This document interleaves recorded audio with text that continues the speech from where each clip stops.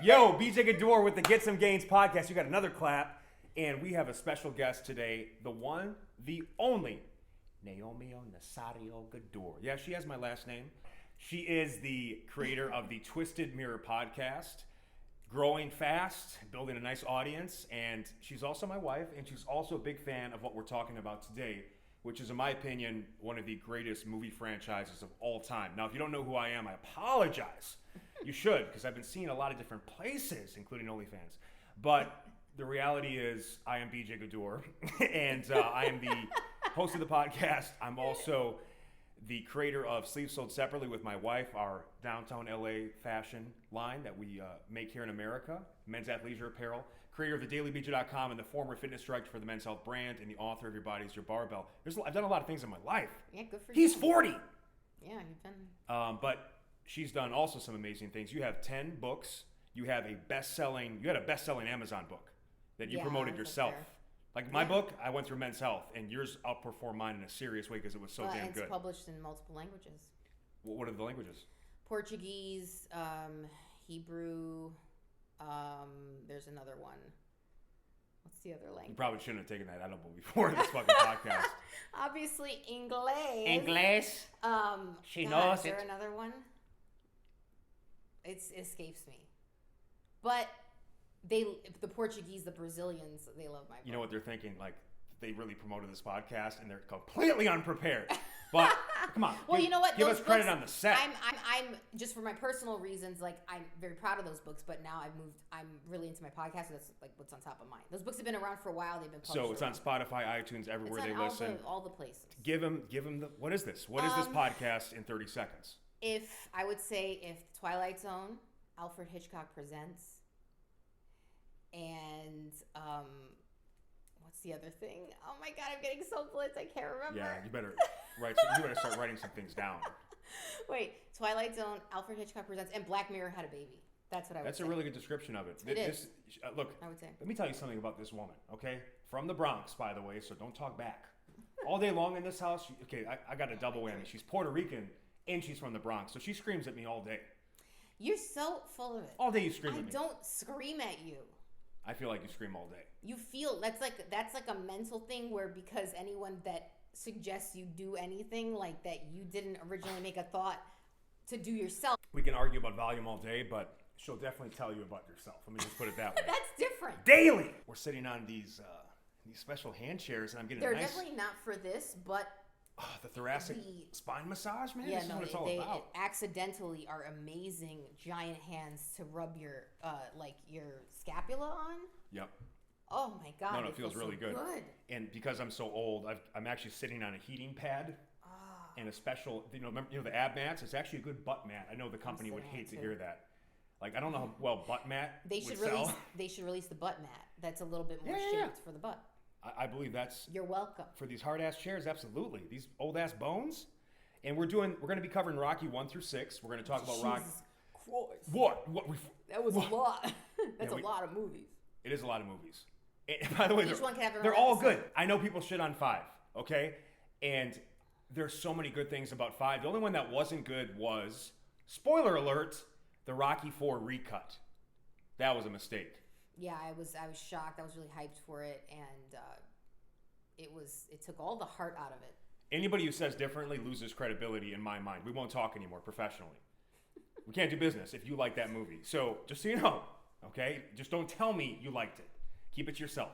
But we're also going to talk about Creed 1 and 2, which was the rebirth or the reinvention of the franchise. And Creed 3 is coming out March 3rd, 2023 of our year Lord. And this year of our Lord. Dominion? What's the saying? You said this year Lord? I think it's this year of our Lord. Okay. Not like you just use some of the words. You just use some of them. I mean, I'm just giving a record for the people because I believe this will be a timeless podcast. Scroll. What I love about these franchises, they're timeless movies. And a lot of what's timeless about it is, well, first of all, there's some things that put it in a time capsule, but also just the underdog story, the love story, the whole story of Stallone and what he had to go through to actually come and make this beautiful film, a Best Picture winner. And even as the critics started to like the movies less, it's like, how many Rockies do we need? The real fans of the movie again, even 5 is watchable, and you can find some joy in it. So. And again, I think is a necessary piece in the link of the franchise. You can't just go from Rocky 4 to Rocky 6, in my opinion. No, yeah, it makes a lot of sense. And when you go to Rocky Balboa, the strained relationship with his son stems from that movie. 100%. It may have been more depressing, but and a what little Rocky cheesy. 5, well, there was some cheesiness. There was the introduction of hip hop, where they're like, you got some crazy. To be or not to to be be or not to be is dope. the To be or not to be dope. is the question. Like that. So there's some really, it's just like You really told funny me that. stuff. I didn't hear the dope all this time until the other day. Well, so first recommendation, you've got to put on the closed captions. All right? If you're watching movies in today's day and age without the closed captions, you don't even actually know what they're saying. No. There's so many things I've missed in the script, or I thought he said this and not that. So if you're going to rewatch these, which I recommend you do, we're trying to get you guys to rewatch these movies because of the motivation, the timeless storytelling, the entertainment, the pop culture aspect, and again, like their style, there's music, their fashion, the iconic soundtracks, iconic fashion. I've got the Italian Stallion training jacket from Rocky 3. I've got a Mighty Mix sleeveless hoodie underneath, and Naomi's wearing a yo. Which, by the way, people know, like, this is the origin of every intro to every video I've ever made. Yeah. Yo, I'm BJ Gaddour. It comes from 2 things. One, Rocky, but also my football coach, weight training coach, and mentor from the University School of Milwaukee. Shout out to Donald Forty, coach, as I call him. He was a huge Rocky fan, and he would always greet you with yo. So I was like, you know what? This is the OG. This is the guy who got me going. I'm gonna take his intro, and I love yo. It makes a lot of sense. Is yo a straight Philly thing? No. Is it an East Coast thing? Maybe. Okay. I can't speak for the other places, but yeah, you hear that in New York a lot, and I would say possibly East Coast speak. Yeah, I mean, you don't hear like someone down south being like "yo" or like I don't know, like a cowboy. No one in Wisconsin says it. That I'm sure. And I don't hear it a lot out here. No, yeah, it's an East Coast. It's obviously an East Coast. Yeah, I love it. And every movie, we were talking yesterday too. Every movie has like, in terms of how this was all put together, it's the perfect plot point lineup. Now you can argue about the distance between the points. I could have done this, could have done that, but the arcs of the characters, the development of the characters, you're a true storyteller. By the way, she writes all the stories. She does all the sound design and vocal editing. She does all the marketing for it. She designed all the images for it. Like, this is a one-woman show. And if you are looking, by the way, all of these episodes, I'm just telling you facts. Does Uncle Baby Biscuits, does he lie? I've told you about the best sunglasses, the best fast food burger chain. I've told you about, now the one they haven't heard about yet, which you have to talk about, is Uncle Baby Biscuits dick training. Oh God, please not. We have enough to talk about. Go from about. 15 to 30 seconds to 10 to 20 plus minutes. Easy with my breathing methods. Yes. Should I pivot to sex guru at this tender age? I mean, gurus make money. They do. That's the thing. Like, no, there's no money in fitness, bro. You gotta like make equipment. Well, you just have to become a fitness guru, meaning like cult-like. You got to sell out and write one of these fake ass books that make outrageous claims, or you got to promote like ab simulator products that don't work, and got to get on an infomercial, or you got to train a celebrity and basically become their servant. There's avenues, sure. They're hard to come by. But it's not easy. Like, we have to sell candles. And by the way, the Sugar Man candle. Like, it's really. Tell me about. No one, like, everyone who smells this is like, what is that candle? Yeah, it's funny because I genuinely said this before the show that we buy other candles. We don't only use this candle. Like, we're just like everybody else, and we'll go to store. But then every time I grab this Sugar Man, I'm like, shit. Why do I buy other candles? It smells so fucking good. I know, and it sucks because we have such a limited supply, so we actually can't even use them as much as we'd like. We have to burn other candles because we sell these, but. It's delicious. I would call it delicious. Yeah, it's I would say it leans masculine, but really to me it's unisex because who doesn't like it? It's warm. It's kind of like honey, tobacco. Isn't it like burnt sugar and cigar? There's something called tonka in there. Okay. There's I think burnt honey. So it's got like a smoky sweet. Honestly, it's just I don't know how to describe it. And it also like it's powerful. Like when you use it in the bathroom and you turn it off, then the bathroom smells like that. Like you won't smell the poopy. Okay, that's why you burn it in the bathroom, and it really helps with that. But now yeah, let's talk about this set. Come on, the set. This set that we've set up. Oh, okay. We got a Rocky poster. Nice. I've got the original Rocky soundtrack CDs because in the music, first of all, shout out to Vince DiCola, Bill Conti, these epic sound designer, producers. I don't even know what you call it. Composers, I would say. For movies, they used to call them composers. But we got some legends in the house. That's the epic shot there of Muhammad Ali dropping Sonny Liston, I believe in the rematch of the fight with the Phantom Punch.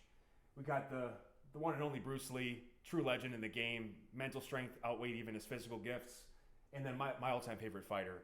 I know Ali is the GOAT, and he's like the all-time, but like Tyson, a prime Tyson's story. And then we are in the gym. This is where we film all of our fitness content. And without showing you the fourth wall, this is also our home. The kitchen is right over here. There's a living room right there. That's my office. And, that's our backyard. But this is a one-stop shop. Yeah.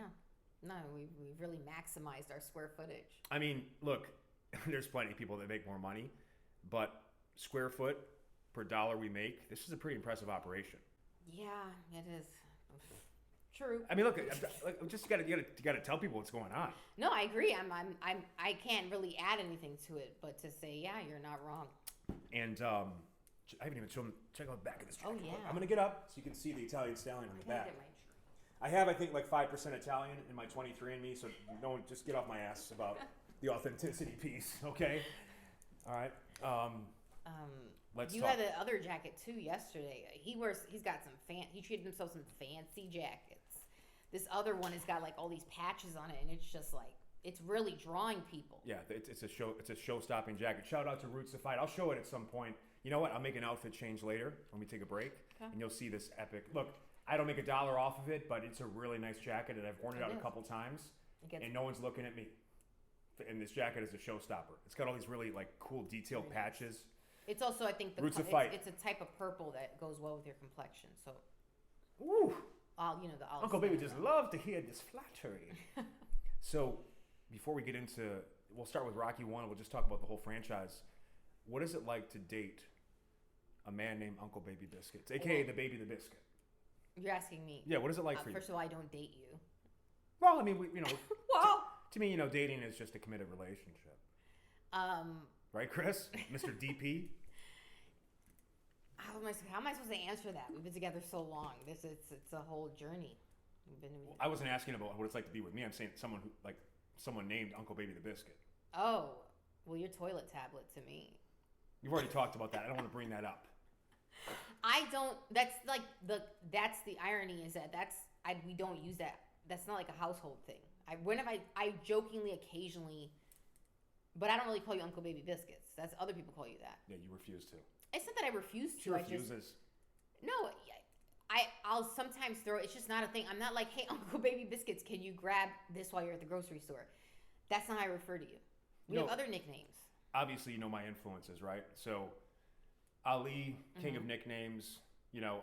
All great coaches, by the way. As a coach, they have a sense of humor about what they do. Am I sweating profusely right now? I can't tell because of these sunglasses. Oh my God, I thought it was nighttime. Yeah, because of these on.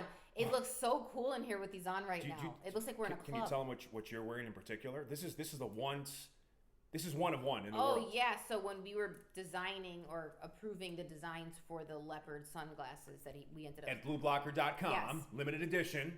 We had 2 prototypes made, and we ended up deciding on that one, the one you all see, and this was the other prototype, which we kept. So I have one of one. I think it looks great on you. It's a nice one. We just thought it was a little too, I thought the pattern was a little too big. It didn't really capture, I feel like this really captures the leopard. It's a little bit more abstract. It's not like a literal leopard print. The way this looks more like it's on a leopard. Yeah. Do you know what I mean? And it just, I don't know, I felt like that one just was more, that was just right for the times, And it was matte. I like the matte finish. These are great, man. I actually, because people will ask, it's so funny. People always ask and feel a typo when they see someone wearing sunglasses inside. You know what I mean? There's a certain type of person that just no matter what you do, you could have cured cancer, but they will hate on you for, again, I say there's creators and there's haters. There's doers and there's booers. And I can't wait to hear the feedback on this podcast. Eat me out, by the way, in advance. But the collective, what were we talking about again? We were just talking about the fact that these were a different type of sunglasses. I don't know. Oh, yeah, I think you got triggered by the leopard. Oh, one. yeah. But, like, people, again, you're a hater because you've never done anything special. And if you're actually on a film set and you see how bright these lights are, it's very irritating, and it's hard to concentrate. So beyond the fact that look, the light on any sort of film shoot. Oh my God, it's so the worst. Obnoxious. The worst. Like some people are sensitive to light. For sure. So they actually have their place. Like if I was a celebrity on the red carpet, I'd be wearing sunglasses. Do you see the flashes they have to deal with? That would just ruin me. For sure. So I'd be that asshole, I don't know, at the Oscars with fucking big old sunglasses on. But it's almost one of those things like, you kind of, I think there's going to be a ton of people out listening who sadly don't have nicknames, so they're going to feel a type of way about this, but I feel like anyone special has a nickname. Like the Italian Stallion. Muhammad Ali, the greatest, Yeah, I guess I can't think of someone You gotta have a slogan. I go back to my WWF days. Like those guys were the best spokesmen and salesmen and just hype men of all time. And they all had, Bret the Hitman Hart. You got to have something to you. So now what's funny is it's Uncle Baby Biscuits now, but it used to be the Metabolic Messiah, the Sultan of Sweat. Those are really the two previous ones that stuck with people. Really I had others, but Prince of Perspiration, but that was some. Was that you? By the way, these are all self-proclaimed. Yeah, he's you big gotta, on you gotta giving fake it till himself you make it, titles. people. Like you've given yourself Husband of the Year. I made a shirt. This is just true story. You're so ridiculous. I made a shirt that it was how many years? 5 years running, Husband of the Year, and it had all the years on it. Yeah, instead of saying 5 years, I made sure each year it was like. He made this shirt. I mean, how obnoxious do you have to be? By the way, self-proclaimed. The irony is he proclaims there's only one person to be the judge of Husband of the Year of a person. It's the fucking other half, the wife. He would tell me he was Husband of the Year. And then so it became this thing like every year he would declare himself Husband of the Year, and I'd be like, well, I kept getting better. Look, here's the thing. It's not valid. If I won last year and I did a better job this year, I'm back-to-back MVP. But you can't have an organization where you're the president, the judge, and the participant who gets the award. There's no competition in BJ Gaddour's Husband of the Year award. In the bubble I live, you can. I created my own world. And I'm the only judge of if BJ is Husband of the Year as the wife. So yeah, but if you're not going to go out there and do the good work of telling people, I have to. Gotta let them know what's going on here. So Top yeah, husband. he did make a shirt. I know that sounds like something that's a joke or like we're being facetious. He did make a shirt. Top husband, but also according to her, shitty fiance. So I'll give it up. I wasn't the best fiance, okay? But I've been a great husband, and I mean more in the sense of preparation. Yeah, I didn't really help. I mean, too much. we I should weren't. have helped better. We didn't do like the typical wedding thing, anyways. But yeah, I mean, we tried to just get as far away from our families as possible. Great husband, but shitty fiance. I won't award you it until you stop awarding yourself it first. Yeah, well, that's the thing. That's not going to happen. Yeah. So. And then but even if I'm not going to wait 10 years to get back into contention, because it'll take you that long. This is kind of like a Rocky theme in a way, like the Husband of the Year. Yeah. We've been together a long time. Yeah, we have. Since college. Mm-hmm. And now I'm 75 and. No one wants to do my workouts anymore. No. But let me tell you something else. Let's get into. I am so warm. This training jacket is hot. I got to open it up a little bit. That jacket, Sorry, guys. I guess it doesn't look thick. Is it thick? By the way, this is all available at the Sly Stallone shop. I forget the exact website, but they're not throwing us any money either. So yeah, not this was not cheap, but I think it's his vintage style. No, it's. Yeah, I mean, obviously, because it's the style of the 70s and when you wore it. But, you're buying it for the... He's melting. Oh, my God. I can't see it, though. Are you sweating? Yes. Oh, I see a bead. I see dripping. A bead. I mean, it's not like people haven't seen you sweat before. They know what it looks like, and you in particular. Remember when I had the sweat margarita that I drank in a live workout? Gross. It's sweat. I mean, I'm not... Gross is not like... you're not gonna die from it. That doesn't mean it's not gross. Like it's. I would not drink my own sweat. I guess I feel differently about it. I guess I love myself Unless I was like, you're on a desert and you're dying, and the only source of moisture is your own bodily fluids. Then yeah. And you know what it is? I just forgot. I'm sitting on a heating pad. Yeah, I was gonna ask you about that when you said you were hot.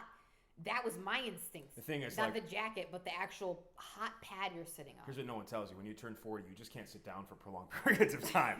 You can't do it. Like you've done things to your body. Oh no, it just gets painful, and then I got to like do an hour of stuff to get out of the position I just got in. So sitting on heat though it really does help. Oh, I just constantly sit on heat. It just feels so good. It's just like the heated seats we were talking about earlier. I can regulate my temperature to the exact specifications I want. Keep it ambient temperature cool, little heating pad, and we got our dog hooked on it too. Oh yeah, she sits on exclusively heating pads now on the couch. And she's so annoying because she likes mine a lot, so I'll get up to do something, and I will turn around for 3 seconds, and she doesn't even make a noise. She like teleports on it. Why She's not? trying to steal my heating pad. Why would you not sit on a heating pad? It's so fast. I've never had a dog. Dogs usually they kind of wait. They're like, are they going to come back? Are they not going to come back? What are they called? Am I saying it like that? Oh my God, the dogs? So I'm like, I don't have a New York accent, and then I'm listening. Every time I listen back to the podcast, and I hear it in there. What is it that I say? You always call me on something I say. You to say catch things the like Midwest. rag for rag. I do. That's embarrassing. Actually, You used to say this was just hear it in someone else's mouth is grotesque. Oh, it's not like no one's like that's sexy Midwestern accent. Coach. Yeah. Well, and then the thing that was just so outrageous, where I don't even know if it's an accent so much as just like you were using the English language improperly or something. But for that's often for vague, this is unclear. He used to say, "Oh, that's vague." Like that is such an egregious. That is like the most Midwestern thing I've ever heard. Where the word you're like, "What are you saying, vague?" Vague. You would say things like that. There's like a Y that's thrown in there. And then I lived there long enough that I started saying phone. You guys like own. You got to do the O, and I would say phone instead of phone. Phone. But so now I've got this weird hybrid. But yeah, I'll hear there's any like long A's. It goes ooh. Yeah. Ooh. Ooh. And by the way, you've been considered long time doppelganger to the one and only Nanny. Yeah, What's her name? mean, Fran Drescher. That's it.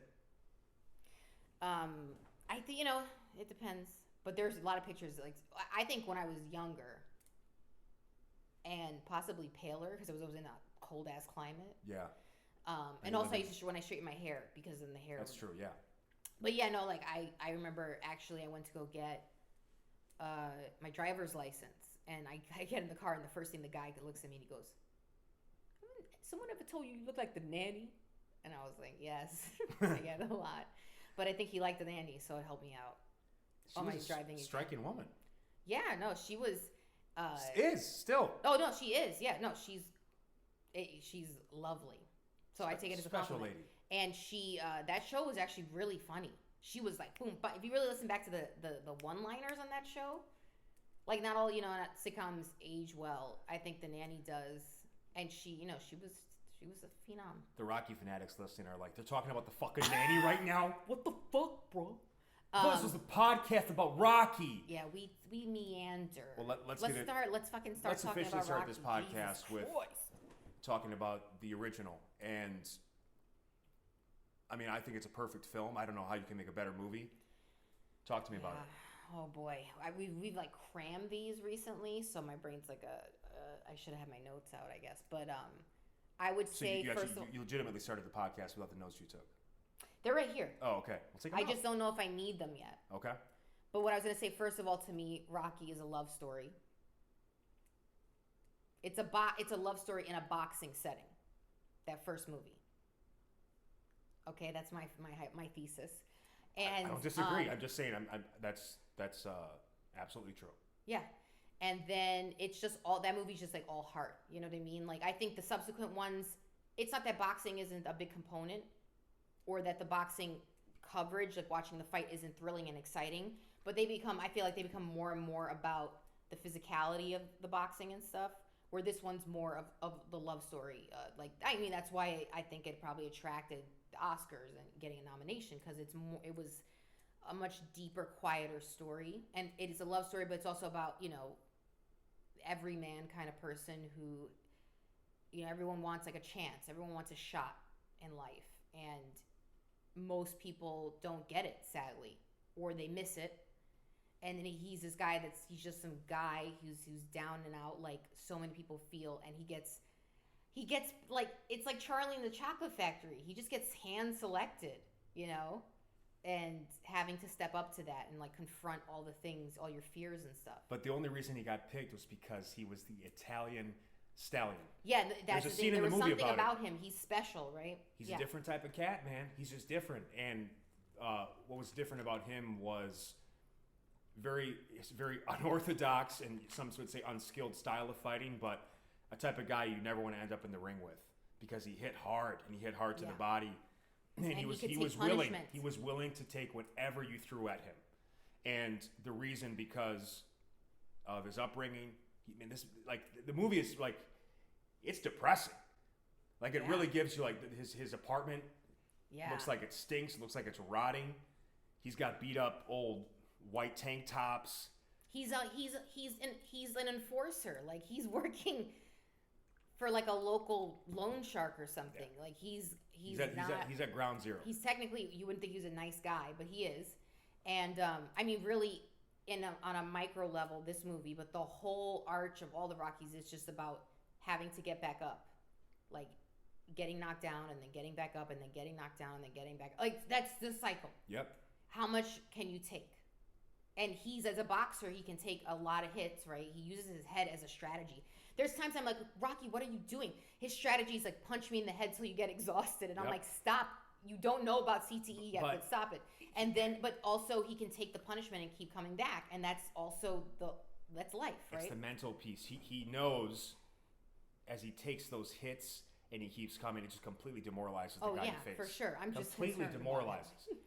Don't worry about him. That's the thing. He's the stallion. He's prepared to take it. But you know, so you've got Sylvester Stallone that basically at one point had to sell his dog. That's so depressing. To afford to continue to work on the project, I believe. Yeah. Or just to stay in the acting game. I forget the exact statistic. You can look it up if you want on your computer, which we brought up for this. But well, that's too much to look up. I'll lose. I mean, I could look up a name. See, what was the amount of money he sold his dog for? It was Butt Kiss, right? That's his name? Butt Kiss, yeah. Check. I wonder how much the amount was, because it was actually like, it was a humbling number of what he did to have to sell his dog and the amount of money he needed to stay pursuing his dream. Oh no, not your giant cursor. I know. How am I supposed to? God, I got a new computer finally because I've abused the old one so badly that when I type all the vowels, like it comes off, like it sticks on my sweaty fingers. So I have a new keyboard and a new computer now. But when setting it up, it gave an option of like a bigger cursor, which I thought would be an advantage, and it's been the worst mistake. Because when I do a lot of screenshots of thumbnails of the workout videos, and I'm getting no like precision on the margins. But anyway, so you've got that element of what it took for him to actually make this movie and being the perfect cast for it. There's nobody that could play this role. Nobody could play this role. And the supporting cast is just off the fucking charts. No, it's a perfectly cast. Let's go through. So what's the number first of all? Thing. Okay, I'm seeing different numbers, so I don't have the time to fact check, but I'll tell you two different versions I've seen. The first, if I googled how much money did Sylvester Stallone sell Butt Kiss for. The first article said that sounds like a sex ad if you take it apart. If you take it apart. Yeah, that's true. He wasn't a porn early on. You gotta do what you gotta do, baby. He sold Butt Kiss for $50 in the early 1970s to make ends meet, and then they say that he bought it back for $3,000. But before you go, wow, the second article under that Google says. What were those numbers again? The first one was selling him for $50 and buying him back for $3,000. Wow, talk about. But this one says return on investment to the second owner. This headline has a wildly different numbers. It says 40 before Rocky, and then bought him back for $15K. But either way, he sold him. It's either 40 or $50. He sold him for. He had to sell his best friend for $50. And you could tell that was a special dog. He was right. You know, in that scene, he goes, "Hey, look, you sometimes look in Buckus' eye, and you know, I think there's something going on there, whatever." Right? Like, you can tell he's one of those dogs. And Adrian's like, I don't know. Yeah, in the kitchen. Yeah, she was in a conversation. That's a great scene. That's Rocky 2 right there when they get that new home. But I mean, could Adrian, that the beautiful, sweet. I mean, she was the sweetest, kindest, loving woman you could ask for. Adrian. And Talia Shire. It was also a story about her coming out of her, them both becoming who they end up being, right? Because she starts off very meek. She can't look him in the eyes. She lives with her drunk brother, who is kind of resents her because he's forced to take, they're all they have, and then even though Paulie has nothing going on. No. Okay. No, and then as he goes, he's blaming her for that, but it's really because he's a raging alcoholic that he doesn't have someone, and I've been there, man. It's not fun to have that in the family. No, yeah, like Woo! Not fun. Woo! And then this like bruiser, the local neighborhood enforcer, is like coming into the pet shop, and she does like won't even look him in the eyes, and then by the end she's like arguing with him, like years later she's a totally different woman. She's telling him about himself, frankly. Yeah, exactly. Even in the beginning when she was shy, she was straightforward. Like she would say observations to him that were pretty, like she never lied to him or anything. There's a line in the movie. Adrian always tells it like it is. She always tells the truth. Yeah. And she told him multiple times. Remember, first of all, like the Rocky 3, like he gets Apollo to come back and train him to get back to the rematch. They go to LA, like totally changing his training style, and he's training like a bum. Yeah. You're a bum, Rock. That And was good. thank you. And I mean, like she had that talk to him right after he lost. He didn't even finish the race against Apollo on the beach, and she had to go and look. Yeah, she was like, "Oh, I didn't marry this. No, I married a fucking champion." Yeah, no. You're a fighter. And then Rocky 4, she didn't want him to go to Russia, and then she showed up. And that was a mistake. Even though you won and you're the greatest of all time because of it, he broke things inside that never got fixed. Yeah, that was a quote. But I'm just saying, in that movie too, she didn't approve, and he was going for it, but he didn't really get his mojo. The big montage didn't come until she got there, and he got his she's like his anchor, which is why it's so depressing later on when she's gone, and like they do a really good job of capturing that. Like she's not there, but she's there. Women weaken legs. You mentioned Paulie. Paulie is just like everyone's crazy alcoholic uncle. There's not much more to say. No, but I think good comic relief throughout the movie. Yes, and movies, and just shows like it's like his most loyal best friend long term. I mean, he's with them for basically until the end. But I think that's where it's very human that most of us can identify with those complicated relationships in our lives. And I know, there's a big, and I'm not against it, cut people out movement. Mm-hmm. But a lot of people also choose to just take the good with the bad with certain people. And he never was a pushover. Like Rocky's not as much as he's a fighter, he doesn't like to fight in real life. He's not argumentative. So he would often try not to, Paulie would get all and want to be belligerent, but he always calmly told Paulie about himself, but he just wouldn't allow him to rile him up. But, they'd had their on and offs, their hot and cold moments, and then but they still loved each other through it all. And that's when he tells Rocky, is it Rocky 4 when he's about to walk out and he says, I'm not really good at telling you these kind of things, but if there was anyone else I could be, like if I wanted to be out of my skin and be someone else, I'd be you. Like, those moments, right? You're hot, Rock. Yeah. No, it was and also the role. I mean, who else could have played that so again, perfectly? he was genius in the role, but what he really represents is that like he's the saboteur. Yeah, that is in all of our lives holding us back, and for some reason in this case, he was family. He was a friend. It's probably most of the time is for people. Yeah, but will at some point completely fuck you, like he did in Rocky 5, when he lost all their money by giving over power of attorney. In fairness, but at the same time, it was Paulie's doing. Why did they have Paulie in charge of those things? And as someone who handles our taxes and stuff, it's not as outrageous as it sounds, right? Like you'll sometimes sign off on a power of attorney for a particular thing, like for them to file your taxes online. Sure. And I could see if you trusted your accountant, which you should be able to, but can't always. You should be, especially with that level of money, hyper vigilant about That's people the thing. handling it. He didn't. He didn't. He didn't make the money, and honestly, it would have been whether it's ignorance is bliss, negligence, it certainly wasn't purposeful. But No. at some point, someone like Paulie is going to get you fucked. Yeah, they shouldn't have had Paulie being their It's just a matter of time. financial, not planner, but organizer or whatever. And yeah. Now, is it Burgess Meredith or is it Meredith Burgess? Burgess Meredith. This is how I know I'm over 40. No, by the way. because I had to Google that the other day, and I'm like, God I don't damn. think. I know there's some older male names that sound feminine now, so I'm like, oh, maybe they used to just call men Meredith back then, right? Like how some men are named Ashley or whatever. But I'm getting confused again. Man, I know. What? Now I'm getting confused again, but I'm like 99.9% sure it's Burgess and his last name's Meredith. And I said, oh, okay. So maybe they didn't call me Let's Meredith. let's use my computer to find out. Because honestly, like this movie, as great as it is, I don't see how it's possible. I don't see how it goes to a Rocky 2 without Mickey. No, I mean that also that relationship. Burgess Meredith, who also was like incredible in Grumpy Old Men. God, no, I mean was he funny.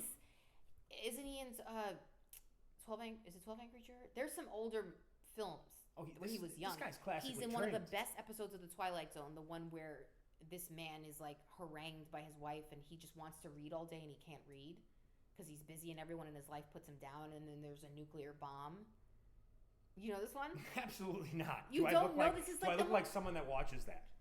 You don't. I mean, everyone's seen The Twilight Zone. I didn't see that much of it, to be honest. You should see I was this. watching I mean, Michael this Jordan is fucking win all the championships. no. It's a good episode. You'd like it. I mean, I'll watch it. Talk about storytelling. It's maybe one of the most perfect, short episodes of something.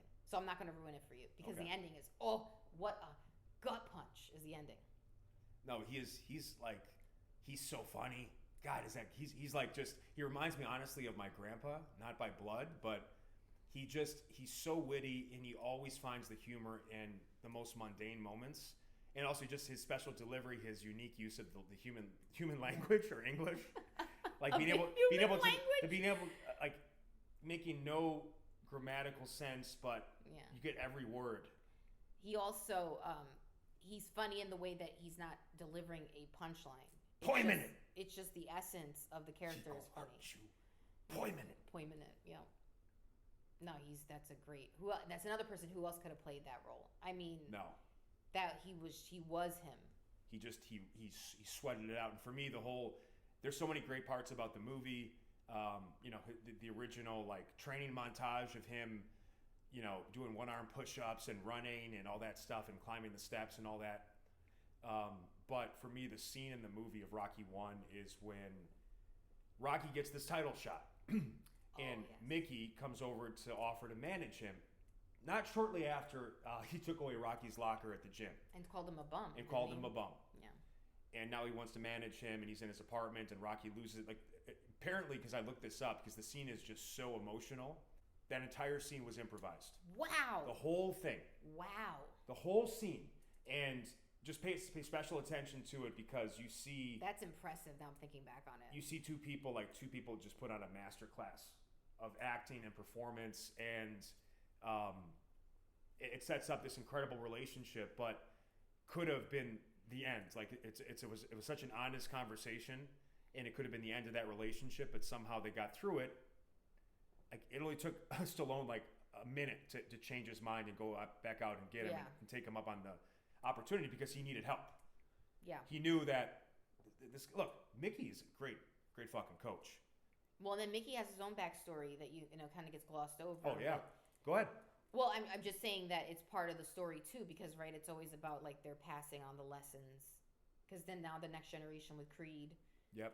But the unseen story is, that he was, he was like a grizzled, like even back in his day, the boxers just got, they didn't have the rules, and they would just get their faces broken. No, he got permanent. Yeah, he got permanent damage from the beatings he took in the ring. And there was no like, oh, you should take it easy, take a break, don't go into the ring. They would just get bashed and then come back, and for like nothing.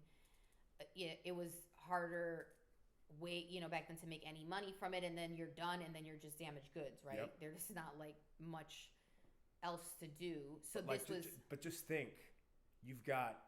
The thing is, he's such a good coach that it doesn't even matter if he's a subject matter expert. Like if I'm getting ready for a triathlon, or a boxing match, it doesn't matter.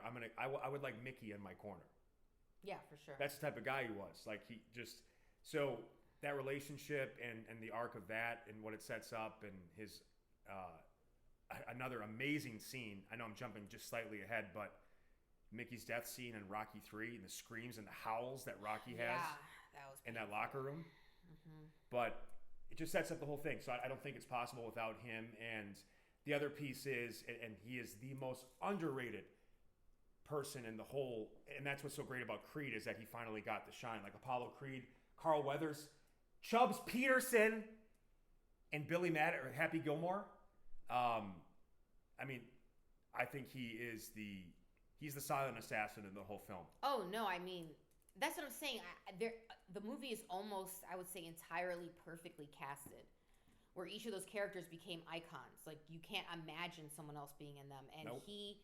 He is the boisterous, energetic. He's like the mavericky, the all American, right? Like when people think of America, right, they think of like big and brash and bold and showy, for better or for worse. So he like embodies all that. Yeah. He's fearless. He's charming. Marketing genius. He's really Ali, but his version of Ali. And what's so interesting too is like apparently the whole Rocky story is based around Philly's own Joe Frazier. And Joe Frazier was the ultimate opponent to Ali. Like Ali had a lot of like Foreman, whatever you name, list in some. He fought some amazing, great fighters, but the Ali Foreman trilogy, like it culminated basically in both of them almost dying in the ring in their third fight. Both past their prime. Ali and Frazier. Frazier, you said Ali Foreman. No, Ali Foreman was just a one-time complete masterpiece.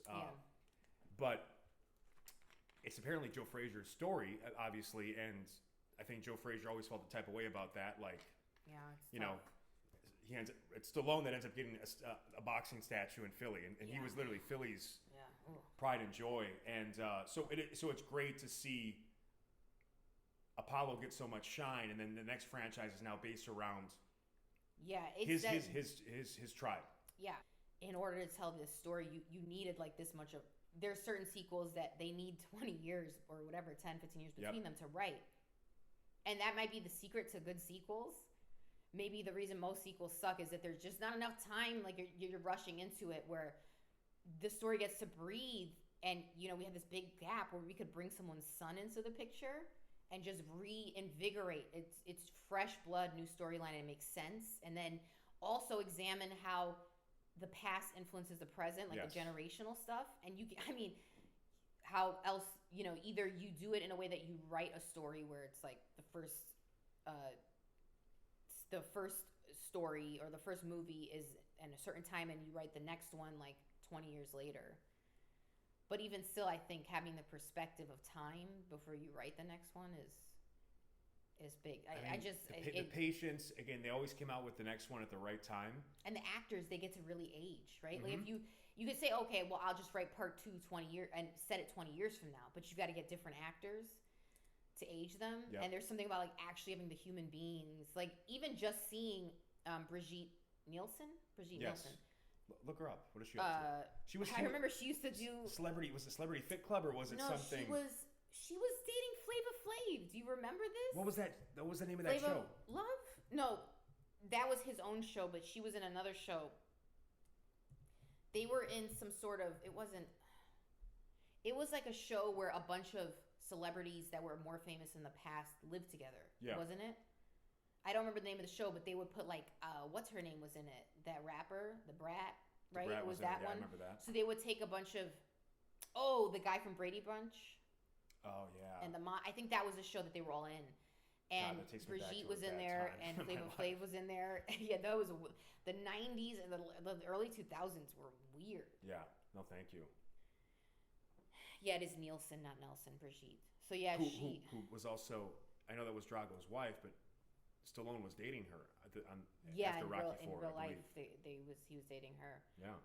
And interesting. Maybe that's what really pissed Drago off. She has an appearance in the latest in Creed 2, and just seeing her, but like the real her, because I think it's also fun. I did see her now in that light. Like I was like, oh, it's Brigitte from, because she was only Ivan Drago's wife before.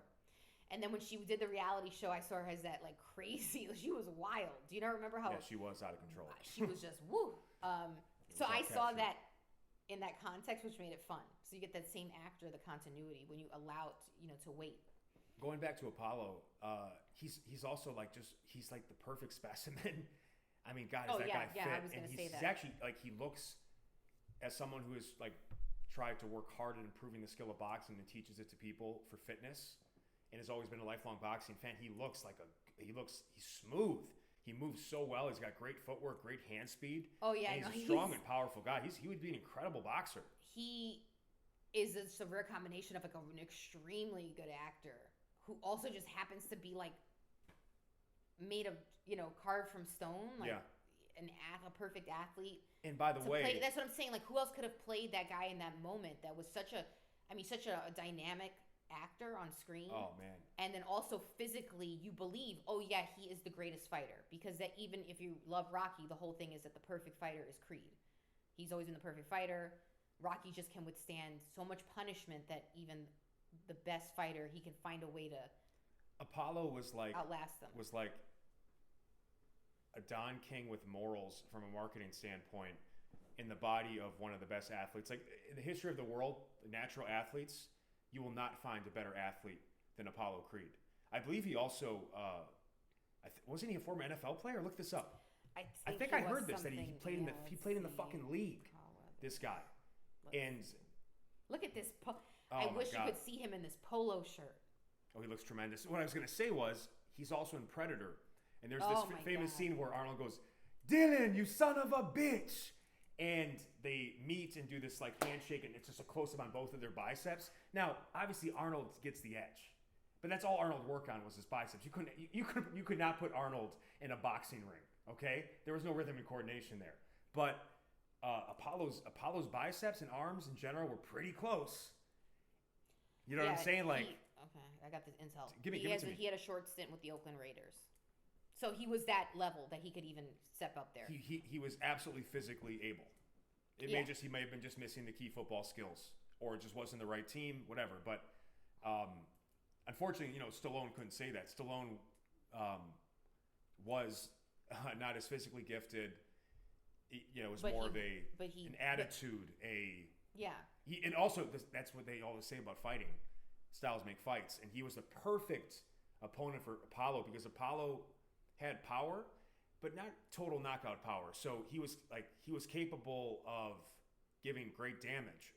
But someone who's willing to take the damage, Rocky could go the distance because he just couldn't knock Rocky out. Mm-hmm. He didn't have like Tyson power. Yeah. Well, and then Rocky just had like this mythical ability to take hits that most people couldn't. He probably could knock other people out.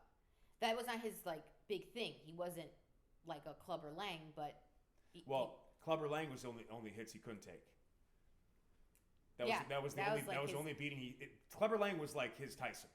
This is a guy that if he does hit you with a couple of these, your heart doesn't matter. This guy will just knock you clean out. Because you're going to be unconscious. Yes. Like heart, you have brain too. There's heart and there's brain, and brain needs to still be operating. Which is why this is like one of the great thought exercises. The ultimate fight that I think we all have to see is peak Mr. T or Clubber Lang with peak Drago. That's the fight, because technically the fact is Clubber Lang was the only guy to knock out Rocky, and Rocky beat everyone. Rocky beat everyone. It's such an odd match. I don't know. I mean, that's the fight. You'd have to give the edge to a taller opponent, in my opinion. But the thing is, also say Clubber Lang hits. He does, but when Rocky figured him out, he got him pretty quickly the second time around. They didn't fight that long, right? He frustrated him, and then I think look this up. I think it was a 5 to 7 round fight. Where he went it was the strategy was, okay, we can't go 15 rounds with this guy. And then this was the one where he said, okay, we're just going to use my face to tire out. Yeah, this was the rope-a-dope. Yeah. This was when Ali realized Ali is in the ring with Foreman in Zaire, 1974. This is the jacket, by the way, that I have. I got to bring it out next. And he's going in, and there's an amazing documentary on this you have to see. This is it's known as one of the best documentaries of all time by critics. It's called When We Were Kings, and it chronicles this epic fight in Zaire. All the promotion that Don King did to get it there. You've got Ali at the peak of his powers, and you've got Foreman, who is like an unstoppable. Like Foreman, like you think Mike Tyson hit hard. Foreman was the ultimate puncher. You put a prime Foreman in the ring with Mike Tyson, I don't think prime Tyson could win, because Foreman hit so hard, and he was 6'4", and he was 240, 250. He got like big bones. Oh no, yeah. He looks like he's just big. He was able to come back 20 years later and regain the heavyweight championship, I believe at 45 or 46. That's right. That's the Foreman I remember as a kid. That was the Foreman I remembered, and it wasn't until I got a little bit older that I realized, oh, he had a previous career. Yep. Because I knew this big, older Foreman who still was like, I didn't think of him as an old guy because he was successful when he came back. And then he had the grills and like 10 sons named George, all that stuff. And then I found out, then I see this like young thing of him fighting Ali, and I'm like, what? Like, I didn't even know. Well, so let me just a simple answer. Who do you think wins, Clubber Lang or Ivan Drago? I think Drago. I think Drago is.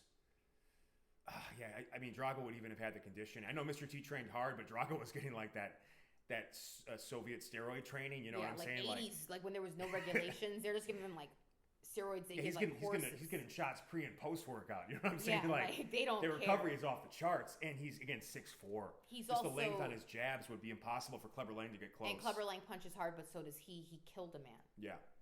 With his hands. And Clubber Lang did not have good emotional control.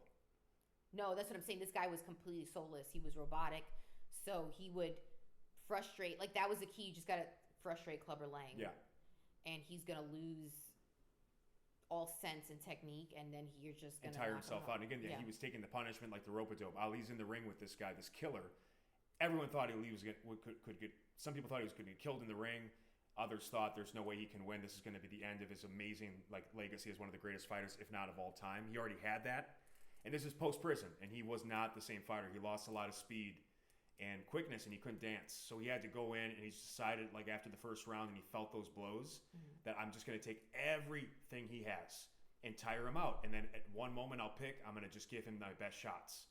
So it's actually that, it's an homage to that amazing fight. If you haven't seen it, you got to look up the fight, and you got to see this documentary, because it just like anytime like I need some serious motivation, I throw in some Rocky. I put on The Last Dance. I've already watched that 3 times through.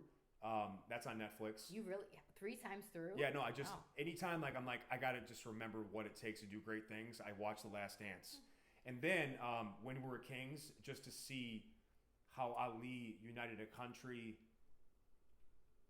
like it was, and then overcame the odds in such a dramatic way. But the great thing about this too is it's just epic. The epic shooting of the fights and the training montages. Like it was like the world, as far as I understood it, first time they saw this like super slow motion. But I remember hearing like it was a new special effect, the ability to do the super slow motion of the, get out of there.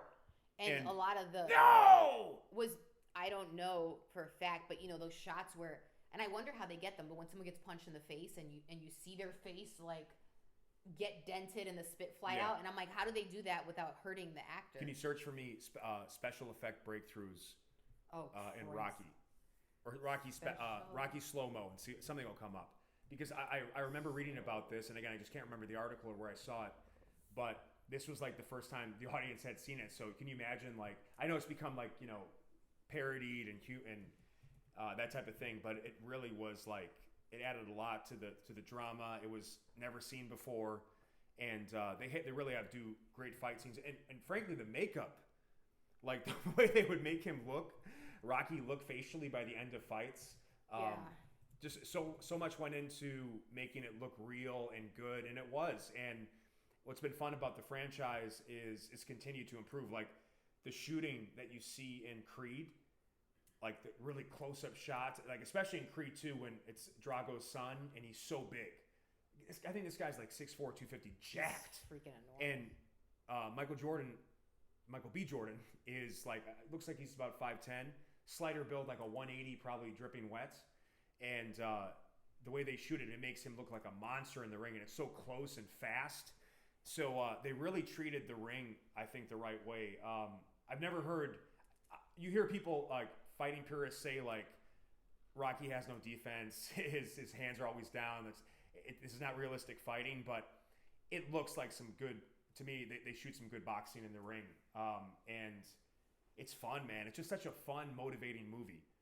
They're all like perfect length, and they have a good mix of emotion and action. And I just love, like, even in that third one, the entertainment piece, when they brought in Thunderlips. Thunderlips, man, like, they got the GOAT. I think he's the wrestling GOAT. I mean, we talked about this the other day. It's like, who? I'm not gonna go like on a technical, like, oh, who was the best actual wrestler? If you want to get like, but like, who's the most famous wrestler? It's Hulk Hogan. He was the best wrestler at the best time. I mean, and he's one of those wrestlers you didn't have to know about wrestling to know who Hulk Hogan was. Even some of the other really popular ones might fly under the radar of some people, but I don't think there's anyone like who doesn't know who Hulk Hogan is. He made Stallone look like a baby in the ring. I mean, that's a behemoth of a man, and one of the best raps of all time. Like, just his whole thing, his pythons, his special flex, his ripping of the shirt. I am a real American. It just, the whole vibe was just incredible, and to get him into that film, even though it's like such a circus, it just somehow it works in Rocky III. And Mr. T in the same movie. It's just so of the times. Yeah, it was such a big time over the top capsule. characters. Yeah, that were huge, like at that time, especially. Now, here's what we're gonna start talking about, and then we're gonna take a break. Some of the big questions are, and this is probably the most important one I think people will ask. Okay. What's the best Rocky? So that's one big question. The next big question is, does the best Rocky beat the best Creed? I think that's an easy answer, but like we can talk about just the comparison of the movies. Which are better. It's not really fair to Creed because, in Creed's defense, they had quite a tough act to follow. And then what would be, in your mind, the final question to leave the audience? Maybe it's that super fight of Hogan versus... I have to answer this question now? Well, what about Hogan versus Drago? I mean, as MMA. I don't know. MMA, I don't think he stands a chance. I don't know. Like, he wasn't an MMA fighter. He was a WWE wrestler. He's a performer. I'm not saying that they're not physical. They're more like stunt performers. I'm saying the character Hogan. I'm not saying like what's his name, Paul Terry, and I think it is, or is it Terry Paul? So I'm saying, like, he couldn't have done what he did with his real name. He had to become Hulk Hogan. Yeah, I still think even the wrestler, it's like a choreographed dance. I just, it's hard for me to even compare. It's apples and oranges. I'm just saying that the raw let's say these two men find themselves in ancient times, and there's one woman, and they've got to figure it out with fists. So we're gonna talk about some super fights. We'll do a fan vote. You guys let us know who's better. Who would win? Clubber Lang versus Ivan Drago. I also think another super match is Apollo versus Clubber Lang. We never saw that. We never saw that one. That would be like an Ali Tyson. Yeah, that was like he basically fought him by proxy using Rocky, and that was the match. He beat him using his skills that he infused into Rocky. So to see that direct, I think it. Okay, so we're gonna answer that when we get back. We're gonna answer that when we get back. So something to look forward to here before we take a break. Thanks for listening so far. What's the best Rocky? 1 through 6. Okay. Which movies are better, Rocky or Creed, and why? And then we're going to create some super fights, like I said, Ali versus Clubber Lang versus Ivan Drago, and then Thunderlips versus The Field. Who beats Thunderlips in a man-on-man contest? In a straight street fight, like a MMA, like you said, like just no rules. No rules. We'll take a break. We'll be back soon. We'll see you guys. And then I start. Wait, no. Let me do it again. Take 2. Everybody shut the fuck up. Take 2. God damn it, I keep missing my goddamn hands. Take 3 on a simple clap, simple man. Why does it sound so... I think when you clap overhead like that, you're not getting the angle that you need to get that air Good, pocket. so you got the original clap. We got it. Okay,